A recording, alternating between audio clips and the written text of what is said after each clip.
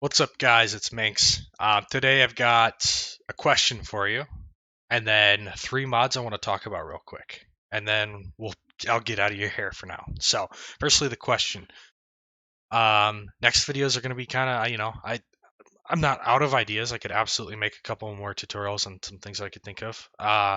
But since it's something like that, what do you guys want to see? Do you want to see a tutorial on something specific? Let me know in the comments. We'll pick out a couple of those, and my next couple of videos will be on questions in the comment section or recommendations in the comment section.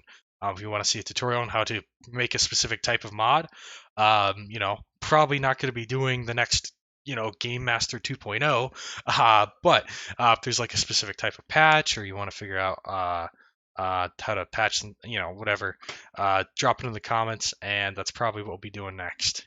In the meantime, I have three mods I want to talk about. Let's get started on this. So, mod number one, ModSync.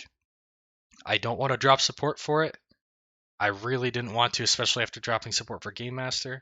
The only reason I was okay with dropping support for Game Master is because someone else took over. So it's like, it's still going to get updated. Awesome. But ModSync is going to die, and it's not because I don't want to support it. It's because it's not me who needs to support it. And I hate that kind of sounds like I'm blaming anyone. I'm not blaming anyone. No one has an obligation to add support for this or to do anything really. So don't make it sound like that. This is just kind of being like this is what's happening. There's nothing I can do about it. And yeah, more of an explanation side of things. So, ModSync's going to die because the access I have to information is not good enough. And it's not necessarily it's not good enough. It's that it's just like it doesn't exist.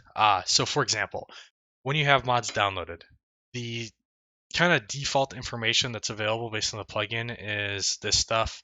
It's the GUID, mod name, mod version, and there's probably some other stuff, but it's nothing that points to a place where that mod can be downloaded from. So it's kind of just there.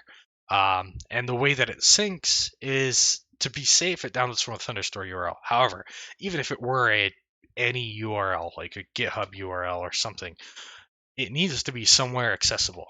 So how can I access that information?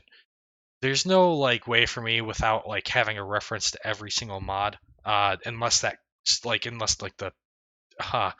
uh, base Unity plugin or whatever Befin plugin thing has it defined. There's no way to get that information. So what I need to do is have them tell it to me or create a predefined library of that information. And I've essentially made it an option to do either of those things. So either modders can implement it. They can use a reference. They can not use a reference if they don't want to. There's those two options. Or they can, let me know, hey, my mod needs to be synced. Add me to the whitelist. Here's my mod UID. And here's my Thunderstore listing. I get the information from the Thunderstore listing. I have to manually type that stuff out. There's no way for me to get it. So ModSync's probably going to die because just the way to support it is not going to work. It's not feasible. ModSync works perfectly fine with the mods that have it implemented and the whitelist. So adding more mods to it's not going to hurt it. Leaving it how it is, it's not going to hurt it. Even when those mods that are currently on it get updated, as long as the GUID doesn't change or the URLs don't change, then this will maintain support for a very long time. With that said, I'm still going to update ModSync a couple more times with new features and then bug fix updates if bugs do arise. Right now, there's no bugs that I'm currently aware of. Everything is kind of checked and balanced. So I do want to add an auto update. However, that's going to fall short. I already know, which means I might hold off on it because it falls in the same category as this syncing is I need to get the download URL. So if a mod doesn't implement it, then it can't be auto updated. But auto update is on the list if I can get enough support for it, and then support for asset bundle loading. So if a mod, like for example, Bigger Lobby uses an asset bundle, it will be able to download and extract that to the correct spot as well. It's already downloaded. It's just a matter of extracting it to the right spot, which is probably easier than I'm making it out to be. Probably a small update. Probably won't need bug fixes either. Afterwards, then the only thing I'll be updating in the future is probably the waitlist. So That's pretty much it for ModSync. I really wish I didn't have to kill it, but I'm not gonna kill it. It's still gonna be available. It's still gonna work. Until the game updates. If the game updates, it might break, but otherwise, it's good. So moving on. Um, Moving on to a mod that we just released. I released this alongside Llama. They did the work to actually make the functions happen. I just made the GUI.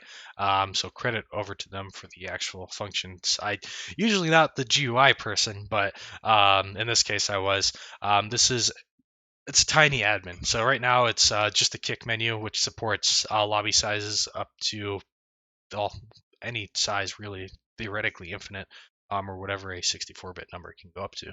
Um, so bigger lobby, the other ones, all of them are supported, and you can kick anyone on that list. We're looking into more features. I don't know which ones are going to be added. I don't want to share and be like, hey, we're going to do this when we might not. But they're looking for more moderation features and stuff like that. I wanted to like bonk people and send them to jail, like send trolls to jail, like put them in a spot where they couldn't get out of or something. I don't know. But we'll see. That's where that's going. That's available in Thunderstore. So if you're playing bigger lobby mods or modded lobbies with more players than the standard 4 and you can't kick them, you can download this mod and use this to kick them if you are the host. If you are not the host, you should advise your host to get this. Um, Moving on to future mods. So next mod I've been working on, and it's probably going to replace my time on ModSync, considering the circumstances, is a Twitch integration mod for streamers. So thinking back to Game Master, Game Master has a lot of like controllable events and stuff like that. Toggle the lights, set money. It sets it to 50,000, but now we can, be like, Twitch calls this and it removes, it removes all your money or something. Stuff like that. It's gonna have random events with voting, Twitch chatters or chat like sending in messages or spending bits or whatever else to get it to do certain things, troll the streamer, give the streamer benefits in the game, whatever you want to, whatever list of things we do. Very early in practice, still testing a lot of things, still figuring everything out. So it's down the line. But that's kind of the next big project that we're working on. So if we want to do a video series on how we're making that, or well, I guess how I'm making that pretty much at this point, then drop a comment on that down below. This video is kind of longer than I hoped it would be. I know it's not super long, but thanks for watching, and I hope you have a wonderful night.